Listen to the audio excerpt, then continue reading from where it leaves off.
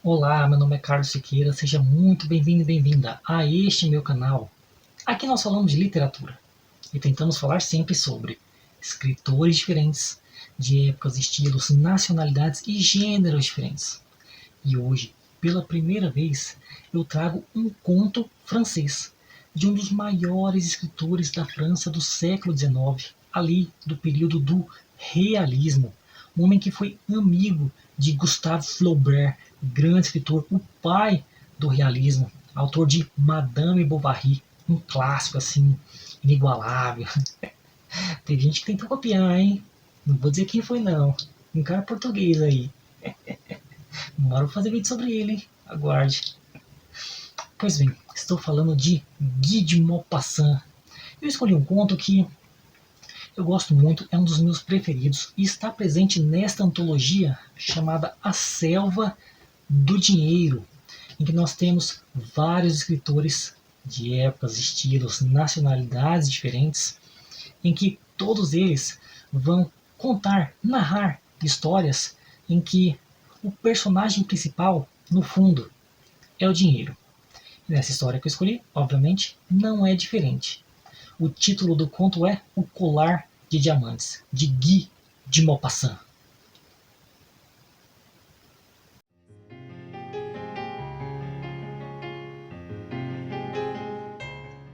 Bem, em primeiro lugar, eu devo dizer que eu vou comentar sobre o conto do início ao fim. Então, se você não gosta de spoiler, pesquise antes sobre o conto, ou eu vou deixar aqui na descrição do vídeo um link para que você leia e depois retorne aqui. Embora eu ache que esse conto ele não tem muito o que ser esclarecido depois que você conhece a história. É uma boa história. E como no foco do realismo, que você já deve ter estudado, você sabe que o importante não são as ações, e sim os motivos por trás das ações. A psicologia dos personagens. Por que, que elas fazem o que fazem? Então, eu acho que você conhecendo a história, não tem muito o que ser clareado. Mas, se você quiser ler e depois voltar aqui, certamente eu farei comentários que você possivelmente não teria pensado. Ou trarei referências também que você pode não ter pensado ou não conhecer. Pois bem, em segundo lugar, eu devo dizer que este livro aqui foi um presente de um amigo, meu amigo Leonardo, mais conhecido como Léo Barata, o Baratinha, o Baratão. Um abraço para você. Bem, em terceiro lugar, eu devo dizer que eu já fiz vários vídeos aqui no canal analisando contos. Então, se você ainda não assistiu, vou deixar o link aqui no card da playlist de análise de contos. Porque não vou ficar comentando todo o vídeo sobre qual a estrutura do conto, os tipos de foco narrativo, os tipos de personagem, o que caracteriza o conto, o que o diferencia de outros gêneros relativamente semelhantes. Não, não. Você assista os vídeos aqui e depois retorne.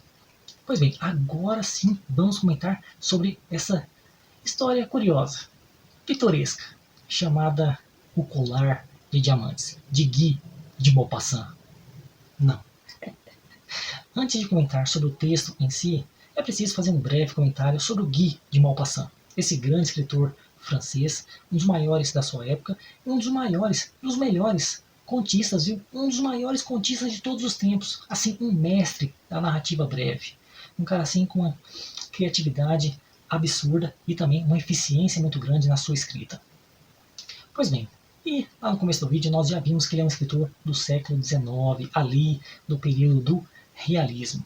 E o realismo, você já sabe, você já conhece, você já estudou, você sabe que é aquela escola literária que veio depois do romantismo. Então eles iam contra as ideias dos românticos. Se os românticos focavam na natureza, os realistas focavam na cidade. Se os românticos focavam na idealização das coisas, dos sentimentos, dos personagens, os realistas iam mostrar a realidade, nua e crua.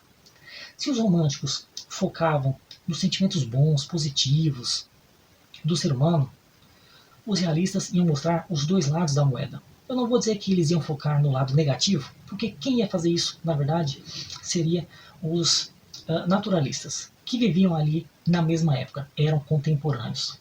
Pois bem, então o Guy de Maupassant é um escritor realista. Essa história ela é urbana, ela vai mostrar as mazelas da sociedade que valoriza muito as aparências em todas as classes sociais. E o Guy de Maupassant, só um dado aqui biográfico, morreu muito cedo, tá? Com um pouco mais de 40 anos, se eu não me engano, 42 anos. Ele teve sífilis e acabou assim tentando se suicidar. Não conseguiu, foi para um manicômio e aí lá sim ele acabou morrendo. Isso aqui me lembra muito o Friedrich Nietzsche. Já fiz vídeo sobre ele aqui, hein? Aliás, é meu vídeo mais assistido. O Nietzsche também teve sífilis e também assim morreu num estado de loucura. Uma pena, meus amigos. Se o Guy de Maupassant, que já teve assim uma obra muito extensa, se tivesse vivido mais, teria escrito muito mais pérolas, porque assim tudo que o cara escreveu é de qualidade. Vão atrás, viu? Pois bem, agora sim vamos comentar sobre o Colar de Diamantes, de Guy de Maupassant.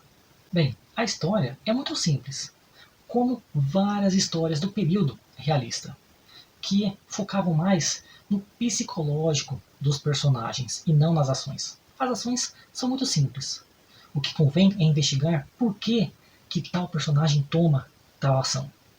O que está por trás? Qual que é o pensamento? Qual que é a psicologia? Essa é a ideia. E aqui não é diferente. Nós temos uma protagonista, uma mulher como personagem, que é muito bonita, muito elegante, mas é pobre. E aqui o narrador faz uma descrição que parece mais um julgamento. Eu vou ler a descrição para vocês também perceberem como que é a linguagem do Guy de Maupassant. Logo no primeiro parágrafo é dito assim: era uma dessas mulheres bonitas e encantadoras, nascidas como por um erro do destino, numa família de funcionários. Não tinha dote, não tinha esperanças, nenhum meio de se tornar conhecida, apreciada e de desposar um homem rico ou destacado, e deixou-se casar com um pequeno funcionário do escritório do Conselho de Educação. Ela era simples, sem poder se adornar, mas era infeliz, como alguém fora de sua classe. Pois as mulheres não pertencem a nenhuma casta, nenhuma raça. Sua graça, sua beleza e seu charme é o que lhe serve em vez do nascimento e da família.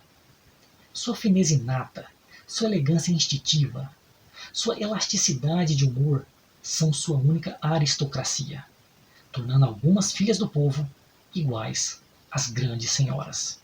Então aqui você tem a descrição de uma mulher, de certa maneira até inteligente, elegante, linda, educada, mas que infelizmente, por um erro do destino, segundo o narrador, e é interessante a gente pensar nisso logo no começo, um erro do destino.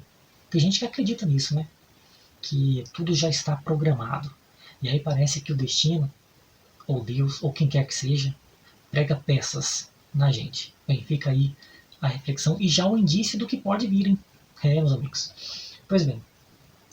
E aí parece que por um erro do destino, ela acabou nascendo pobre e nunca ia conseguir um homem rico. E ela acabou casando com um funcionário da educação. De novo essa moto. Já estou cansado dessa moto.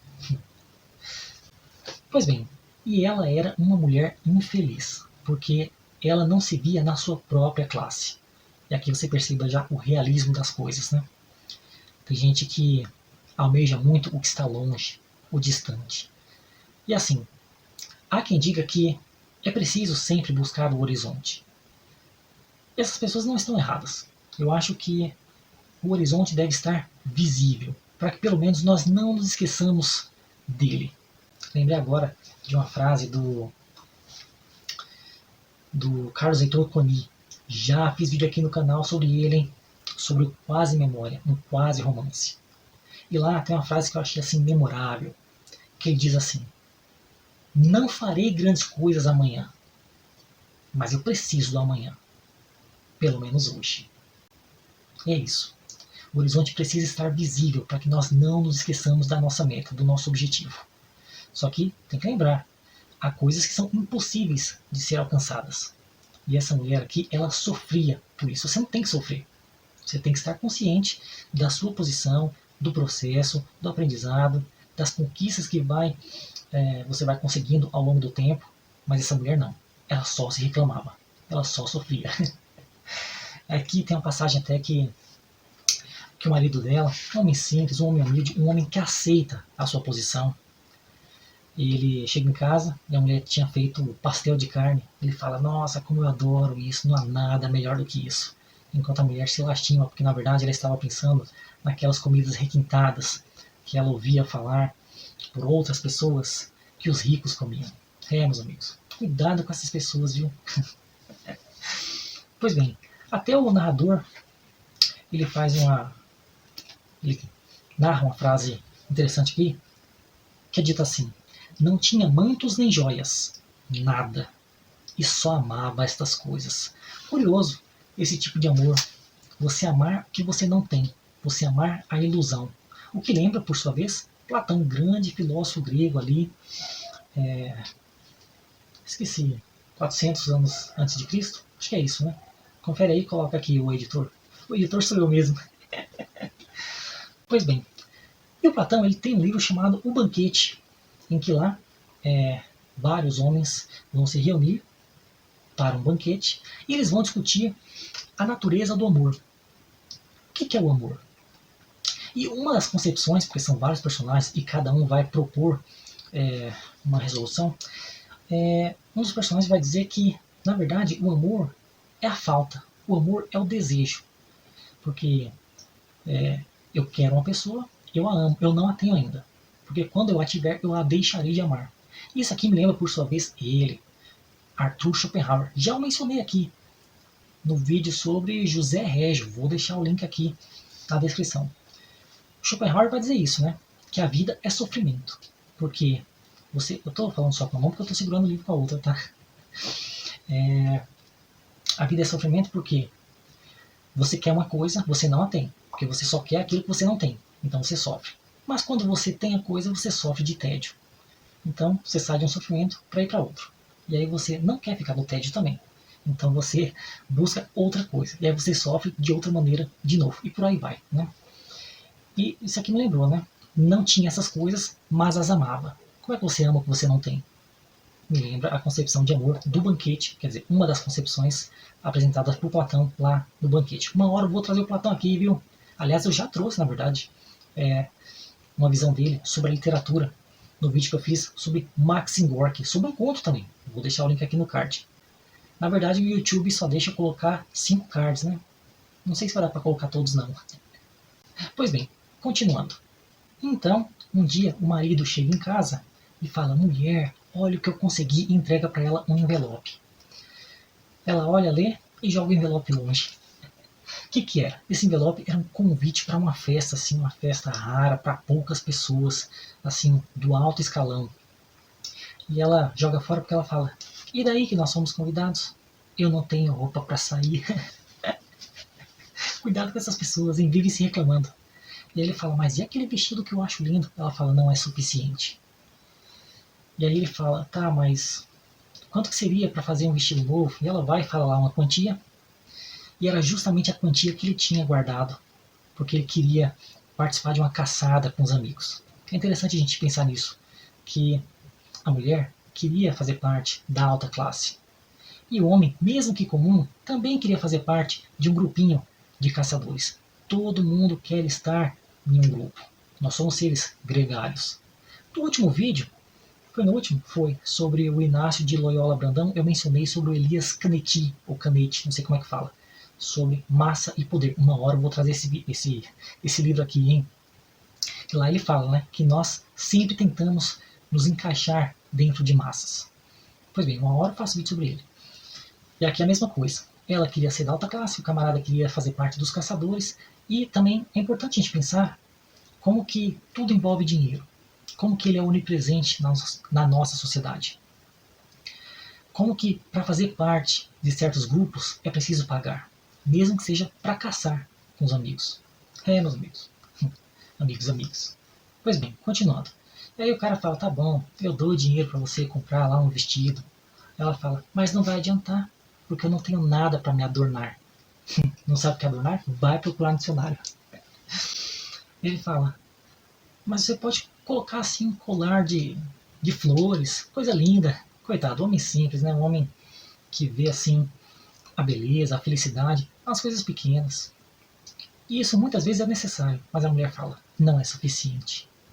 Agora, comprar dinheiro, ter dinheiro para comprar joias, não dá, né? E aí ele fala, mas por que você não pede então uma joia emprestada para sua amiga rica lá? E vai falar o nome dela.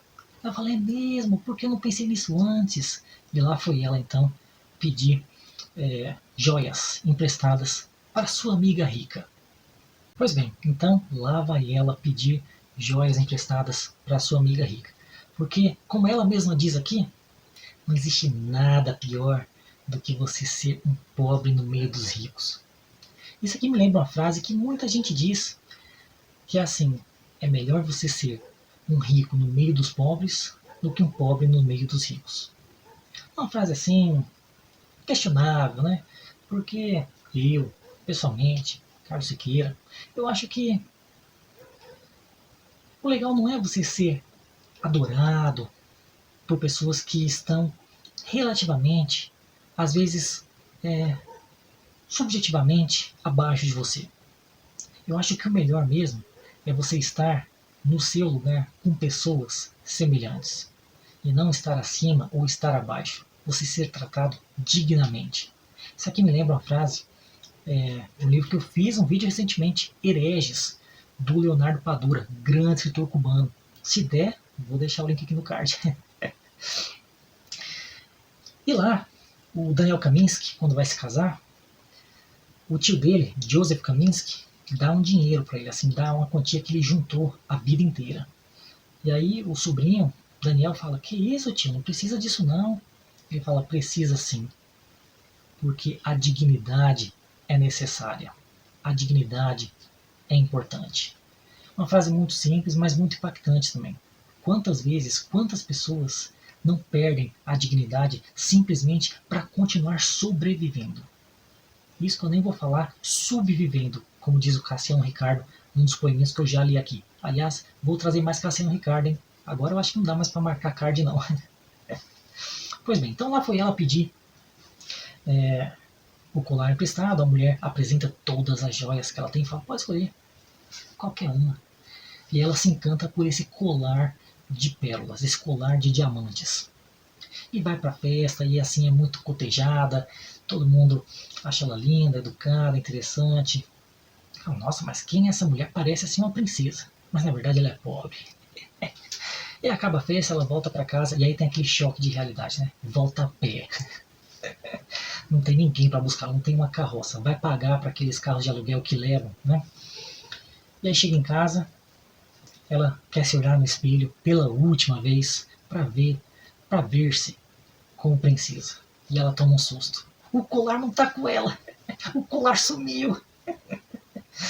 Então ela se desespera, o marido corre atrás, refaz o caminho procurando, mas não acha o colar.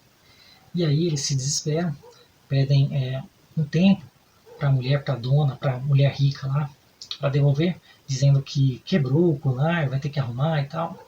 Mas na verdade, o cara fez, o cara não, o marido, né? Fez várias dívidas com várias pessoas diferentes para comprar um novo colar de pérolas de diamantes, caríssimo, para dar para a mulher rica, para que ela não perceba que era outro. Ele olha lá na caixinha e fala, olha, é esse aqui que eu quero. Ele vai e sai atrás e compra um idêntico e devolve para a mulher. Acontece que ele fez muitas dívidas. Tiveram que despedir a empregada. Aliás, eu nem sei por que eles tinham empregada, porque eles eram pobres. Tem muita gente pobre que tem empregada. Eu não sei por quê. Aliás, nem podemos falar empregada hoje em dia, né? É trabalhadora doméstica. Que, aliás, tiveram seus direitos reconhecidos há pouquíssimo tempo. E que o ex-presidente votou contra os direitos dela, hein? Não podemos nos esquecer disso. Pois bem, e aí, por conta disso, despediram a sua empregada doméstica. Se mudaram de casa para um lugar mais afastado, mais pobrezinho.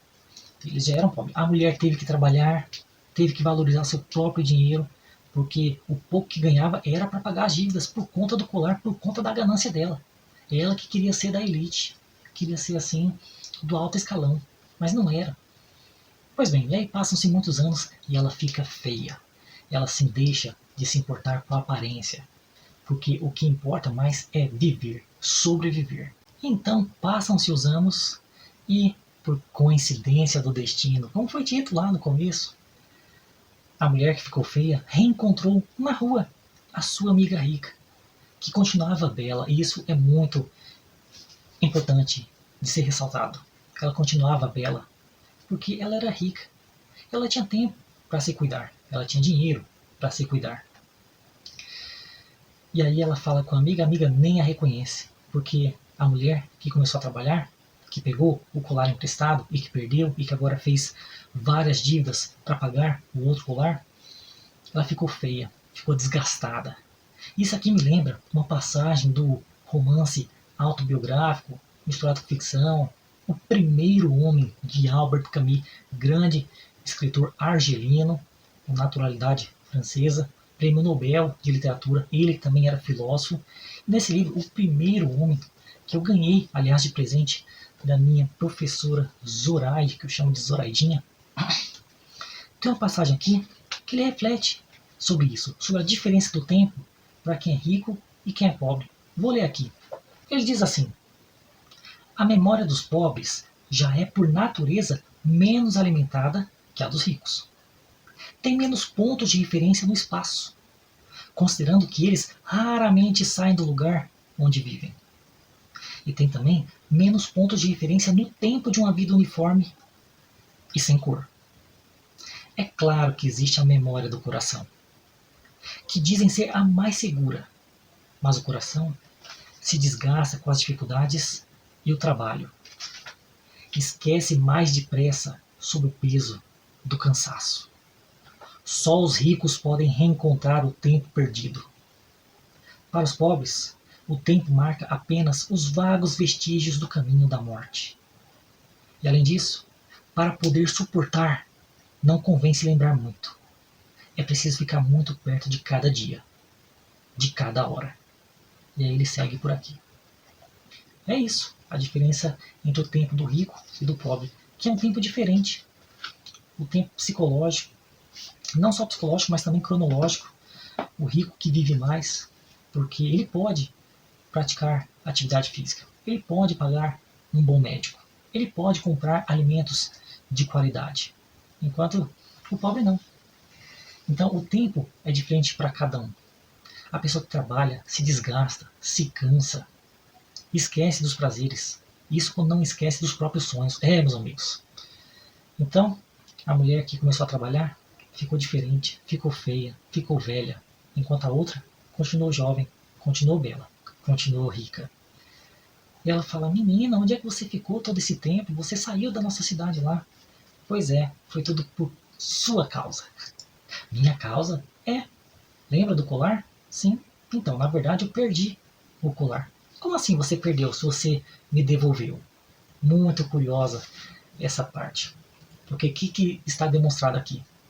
Que a mulher rica não viu diferença entre o colar antigo e o novo. Como se ela não tivesse um conhecimento relativamente profundo sobre joias. E a gente pode pensar o quanto que essas pessoas da classe alta muitas vezes não têm conhecimento profundo sobre nada. São rasas, são ralas, são superficiais. Só tem status, só tem aparência. Mas você me devolveu? Mas era outro. Ela fala: como assim? Né? Então, eu perdi, aí eu fui e fiz muitas dívidas, e aí eu comprei um novo de diamantes para você, e você nem percebeu que eram idênticos, né? E aí eu vou ler a passagem final, para quem não leu o conto ainda. Na verdade, eu acho que até prefiro que quem tenha assistido o vídeo até aqui não tenha lido o conto não, porque já sabe o final, né? E ela fala assim: mas eram iguais, né? E aí a mulher rica diz, para terminar o conto, essa é a última fala: minha pobre Matilda, Matilda é o nome da da pobre. Minha pobre Matilda, as minhas joias eram falsas. Não valiam mais do que 500 francos. Meus amigos. Então todo esse sofrimento, a mulher passou anos pagando uma dívida por conta de uma falsidade, por conta de uma aparência. Então o que fica aqui nesse conto realista? Que não apenas os pobres tentam imitar os ricos na aparência, como os próprios ricos também tentam manter uma aparência do que não são. Então, além do desconhecimento, né? A mulher rica que não percebeu que a joia era verdadeira, dessa vez, ela não sabia a diferença de uma joia verdadeira para uma falsa. Ela tinha falsa, mas não sabia o que tinha recebido. Em troca era uma verdadeira. Então você percebe que há muita superficialidade nas relações. E também fica essa lição de moral aí, de que não devemos tentar ser o que não somos. E que devemos reconhecer a nossa própria classe social. O que fazemos parte? De onde fazemos parte? Quem são os nossos, quem não são? Meus amigos, fica aí esse belo conto do Maupassant. Olhei aqui e vi uma anotação minha, né? Que essa última fala é muito simbólica também. Minha pobre Matilda. Muito irônico do Maupassant utilizar essa palavra, minha pobre. É claro que ele não está, a mulher rica não está xingando a mulher, mas é irônico, porque a amiga de fato é pobre.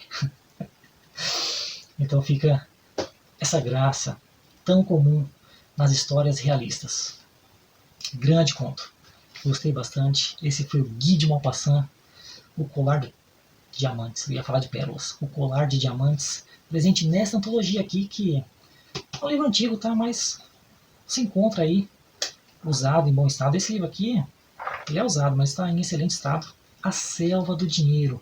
Vários contos, vários escritores. Vários dos meus contos preferidos estão aqui, viu? Nós temos contos aqui do Guy de Maupassant, do Chekhov, grande escritor russo, Fitzgerald, que aliás o conto que está aqui é um dos meus preferidos. Se chama 2 por 1 centavo. Edgar Allan Poe, Dostoiévski, Jack London, um dos meus escritores preferidos também, já fiz vídeo sobre ele. Tolstói, o conto que está aqui é um dos meus preferidos também, que se chama De Quanta Terra Precisa o Homem. Muito bom conto. Joseph Conrad, grande escritor também. Nathaniel Hawthorne, que é um autor assim que o Edgar Allan Poe admirava bastante. Gogol, já fiz vídeo sobre Gogol também, sobre Taras Bulba. Essa de Queiroz é o cara que eu mencionei lá no começo do vídeo, que tentou imitar o Flaubert. Mas deixa eu te dizer uma coisa, eu prefiro o Primo Basílio do que o Madame Bovary. Isso é uma coisa minha, tá? Kafka também, o conto que está aqui é O Artista da Fome, um dos meus contos preferidos, muito forte. Henry James, já fiz vídeo sobre Henry James, hein? Sobre a volta do parafuso. E James Joyce, grande escritor também, se eu não me engano, irlandês. Bom, essa foi a indicação de hoje, espero que você tenha gostado. Um conto, né? Um vídeo mais leve, mais fácil, mais simples de fazer também. E é isso. Se você chegou até aqui, muito obrigado pela atenção. Se você gostou do vídeo, curta, comente, compartilhe, se inscreva no canal. Essas coisas todas que você está acostumado a fazer. Muito obrigado e até a próxima. O quê? Por que eu gravei esse vídeo usando essa camisa do Kimetsu no Yaiba? Que aliás foi minha irmã que me deu, viu? De aniversário no ano passado. De novo essa moto. Vamos ver o que ela vai me dar esse ano. Bom, geralmente quando eu gravo usando camisas de anime, são vídeos sobre literatura japonesa. O que não é o caso, porque o Maupassant é francês. Mas acontece que esse personagem aqui, o Uzui, ele que faz parte daquele grupinho dos Hashiras, né, os personagens assim mais fortes do lado do bem. Qual que é o lema dele? Chame a atenção. O cara é um ninja que não esconde o rosto, usa essa bandana cheia de pérolas brilhantes, usa brinco, e ele diz, eu gosto de chamar atenção. Chamar atenção é ser visto. E é a mesma coisa que acontece com essa mulher aqui. Ela quer ser vista. Ela não quer ser tratada como que ela de fato é. Uma pessoa pobre. Agora vai ver como que terminou a luta do camarada aqui na última temporada.